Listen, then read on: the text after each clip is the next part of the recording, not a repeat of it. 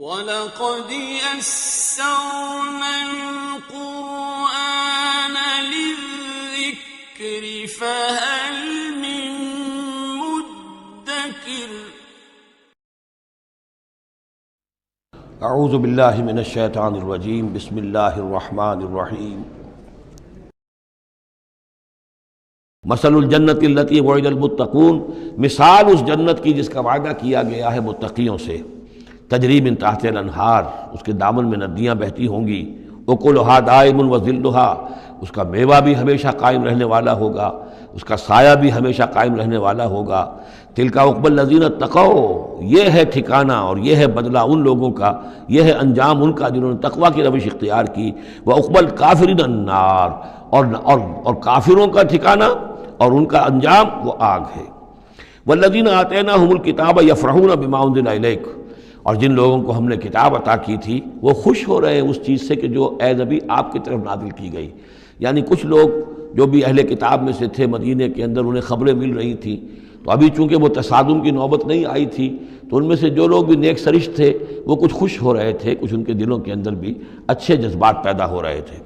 وَمِنَ الْأَحْزَابِ مَن يُنْكِرُ بَعْضَهُ، بعضی لوگ ایسے بھی ہیں کہ جو اس کے بعض کا انکار کرتے ہیں۔ قُلْ إِنَّمَا أُمِرْتُ أَنْ أَعْبُدَ اللَّهَ، کہہ دیجئے مجھے تو حکم ہوا اس کا کہ میں اللہ کی بندگی کروں، وَلَا أُشْرِكَ بِهِ، اور اس کے ساتھ شرک نہ کروں، إِلَيْهِ أَدْعُو، اسی کی طرف میں بلا رہا ہوں، وَإِلَيْهِ مَآبِ، اور اسی کی طرف میرا لوٹنا ہے، اسی کی طرف میرا ٹھکانہ ہے۔ وَكَذَلِكَ أَنزَلْنَاهُ حُكْمًا عَرَبِيًّا، اسی طرح ہم نے اس کو اتار دیا ہے عربی قول فیصل بنا کر، حکم فیصلہ، یہ قول فیصل بن کر آیا ہے۔ انہ لقول فصل وما هو بالہزل، یہ آپ دیکھیں گے آخری پارے میں سورۃ الطارق میں، یہ اب حکماً عربیاً، عربی زبان کے اندر اللہ کی جانب سے قول فیصل بن کر نازل ہوا ہے۔ وَإِنِ اتَّبَعْتَ أَهْوَاءَهُمْ بَعْدَ مَا جَاءَكَ مِنَ الْعِلْمِ، اور اے نبی بالفرض آپ نے ان کے خواہشات کی پیروی کی اس کے بعد کہ آپ کے پاس صحیح علم آ چکا ہے۔ مَا لَكَ مِنَ اللَّهِ مِن وَلِيٍّ وَلَا وَاقٍ، تو نہیں ہوگا آپ کے لیے بھی اللہ سے کوئی بچانے والا اور نہ کوئی حمایتی۔ وَلَقَدْ أَرْسَلْنَا رُسُلًا مِّن قَبْلِكَ، اور ہم نے بھیجا رسولوں کو آپ سے پہلے۔ وَجَعَلْنَا لَهُمْ أَزْوَاجًا وَذُرِّيَّةً، اور ہم نے ان کی بیویاں بھی بنائیں اور ان کی اولاد بھی بنائی۔ آپ سے پہلے جو بھی رسول آئے ہیں ظاہر بات ہے کہ وہ اسی طریقے سے عام انسانوں کی طرح ان کی ولادت بھی ہوتی تھی، سوائے حضرت مسیح علیہ السلام کے کہ ان کی ولادت جو ہے وہ بغیر باپ کے ہوئی ہے۔ باقی یہ کہ ان کے پھر اولاد بھی ہوتی تھی، وہ شادیاں بھی کرتے تھے۔ حضرت ابراہیم کی 3 بیویوں سے تو ہم واقف ہیں، ان کی اولادیں ہوئی ہیں۔ وَلَقَدْ أَرْسَلْنَا رُسُلًا مِّن قَبْلِكَ وَجَعَلْنَا لَهُمْ أَزْوَاجًا وَذُرِّيَّةً، ہم نے ان کے لیے بیویاں بھی بنائیں اور ان کی اولادیں بھی۔ وَمَا كَانَ لِرَسُولٍ أَن يَأْتِيَ بِآيَةٍ إِلَّا بِإِذْنِ اللَّهِ، اور کسی رسول کے لیے یہ ممکن نہیں تھا کہ وہ کوئی نشانی لے آتا، کوئی معجزہ دکھاتا، مگر اللہ کے اذن سے، اللہ کے حکم سے۔ لِكُلِّ أَجَلٍ کتاب، ہر ایک وعدہ جو ہے وہ لکھا ہوا ہے، ہر شے معین ہے، ہر ایک کی مہلت جو ہے وہ درج ہے۔ یمحو اللہ ما یشاء، اللہ جس چیز کو چاہتا ہے محو کر دیتا ہے، مٹا دیتا ہے۔ ویثبت، اور جس چیز کو چاہتا ہے باقی رکھتا ہے، اس کو جمع دیتا ہے۔ جس چیز کو چاہتا ہے محو کر دیتا ہے، جس چیز کو چاہتا ہے وہ اس کو قائم رکھتا ہے۔ وعندہ ام الکتاب، اور اس کے پاس ہے ام الکتاب، اصل کتاب۔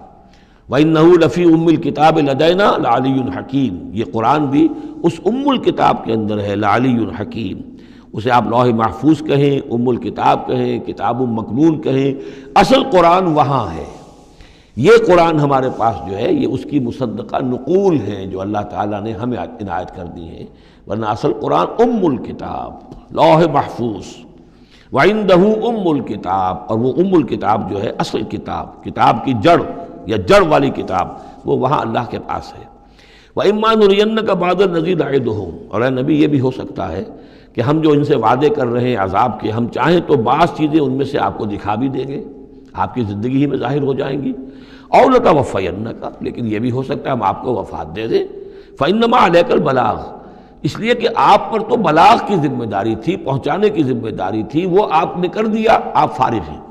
اب حساب لینا ہمارے ذمہ ہے، عذاب دینا ہمارا کام ہے، یہ ہدایت دینا یہ ہمارے فیصلے کے اوپر منحصر ہے۔ تو فرمایا کہ آپ نے پہنچا دیا، فَإِنَّمَا عَلَيْكَ الْبَلَاغُ وَعَلَيْنَا الْحِسَابُ، ہمارے ذمہ حساب ہے۔ أَوَلَمْ يَرَوْا أَنَّا نَأْتِي الْأَرْضَ نَنْقُصُهَا مِنْ أَطْرَافِهَا، کیا یہ دیکھتے نہیں کہ ہم لا رہے ہیں، چلے آتے ہیں زمین کو گھٹاتے ہوئے، تنگ کرتے ہوئے کناروں سے، واللہ یحکم لا معقب لحکمہ، اور اللہ تعالیٰ ہی فیصلہ کرنے والا ہے اور کوئی نہیں ہے کہ پیچھے ڈالے اس کے حکم کو۔ یہ آیت جو ہے کئی دفعہ آئے گی قرآن مجید میں، یہی الفاظ، ناطِ الارض ننقصها من اطرافها۔ اس کو یوں سمجھیے کہ مکے میں تو یہ جو بھی بھٹی دہکی ہوئی تھی، جو چل رہی تھی، رد و قضا ہو رہی ہے، بیس و رضا ہو رہی ہے، اہل کفر ہیں، اہل ایمان ہیں، ایک طرف محمد الرسول اللہ اور ان کے ساتھی ہیں، ایک طرف سرداران قریش ہیں، لیکن یہ کہ آس پاس جو ہے ام القریٰ ومن حولہا، آس پاس جو قبائل ہیں، ان میں بھی رفتہ رفتہ یہ دعوت جو ہے نفوذ کر رہی ہے۔ اب بنی غفار ہیں، ابو ذر غفاری ان میں سے آئے، ایمان لے آئے، اب گویا کہ وہ بنی غفار کے اندر اب وہ دعوت پھیل رہی ہے۔ تو نتیجہ یہ کہ ان کو بتایا جا رہا ہے کہ اے قریش تم اپنی جو ہے خیر مناؤ، اس لیے کہ یہ دعوت جو ہے تمہارے ارد گرد پھیل رہی ہے، اور جب یہ دعوت تمہارے ارد گرد پھیلے گی تو گویا کہ تمہارے چاروں طرف سے یہ دعوت تمہارے گرد گھیرا تنگ کرتی ہوئی چلی آ رہی ہے۔ ایک وقت آئے گا کہ تمہارا ارد گرد کا پورا ماحول جو ہے وہ اس دعوت کو قبول کر لے گا، اور تم خود ایک محصور سے ہو کر رہ جاؤ گے، یہ جو اپنے ایک شہر کے اندر بیٹھے ہوئے۔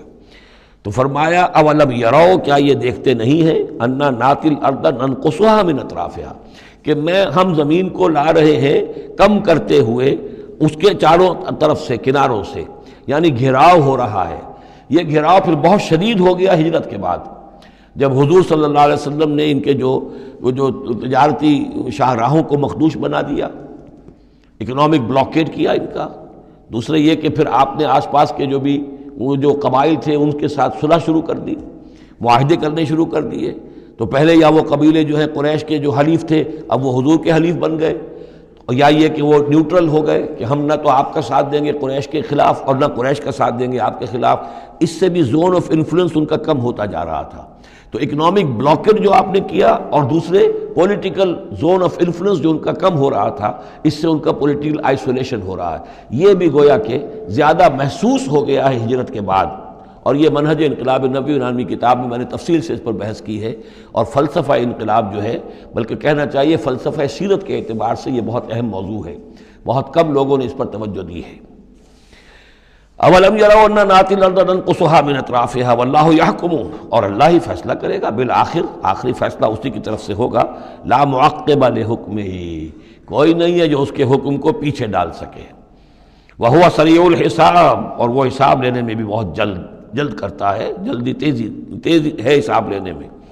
وقد مکر الذین من قبلہم، اور ان سے پہلے جو تھے انہوں نے بھی بڑی چالیں چلی تھی، بڑی اسکیمیں بنائی تھیں، بڑی سازشیں کی تھیں، بہت کچھ انہوں نے بھی اپنی پلاننگ کی تھی انبیاء اور رسل کی دعوت کو روکنے کے لیے۔ فللہ المکر جمیعا، یہ سارا کا سارا مکر جو ہے اللہ کے اختیار میں ہے، کسی کی چال چل نہیں سکتی جب تک اذن رب نہ ہو، اور گویا کہ اللہ تعالیٰ جو ہے ان کی تمام چالوں کا احاطہ کیے ہوئے محیط ہے۔ یعلم ما تکسب کل نفس، وہ جانتا ہے ہر ذی نفس جو کچھ کماتا ہے، ہر انسان جو کمائی کرتا ہے، ہر جان جو کمائی کرتی ہے وہ اس کے علم میں ہے۔ وَسَيَعْلَمُ الْكُفَّارُ لِمَنْ عُقْبَى الدَّارِ، اور ان قریب معلوم ہو جائے گا ان کافروں کو کہ وہ پچھلا گھر، عاقبت کا گھر کس کے لیے، یعنی اس کی خیر، اس کی بھلائی، اس کا عیش، اس کا آرام کس کے لیے ہے۔ يَقُولُ الَّذِينَ كَفَرُوا لَسْتَ مُرْسَلًا، اور کہتے ہیں یہ لوگ جنہوں نے کفر کیا، اے نبی صلی اللہ علیہ وسلم، لست مرسلا، تم ہرگز رسول نہیں ہو۔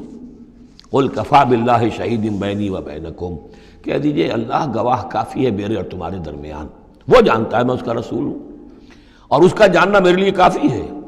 وَمَنْ عِنْدَهُ عِلْمُ الْكِتَابِ، اور جن کے پاس کتاب کا علم ہے وہ بھی جانتے ہیں، يَعْرِفُونَهُ كَمَا يَعْرِفُونَ أَبْنَاءَهُمْ، اللہ تو جانتا ہی ہے جس نے مجھے بھیجا ہے، اور میرا معاملہ اسی کے ساتھ ہے، وہ جانتا ہے، لہذا میرا جو بھی معاملہ اس کے ساتھ صاف ہے۔ باقی یہ کہ جو علم جن کو دیا گیا، جن کے پاس علم کتاب ہے، وہ بھی جانتے ہیں۔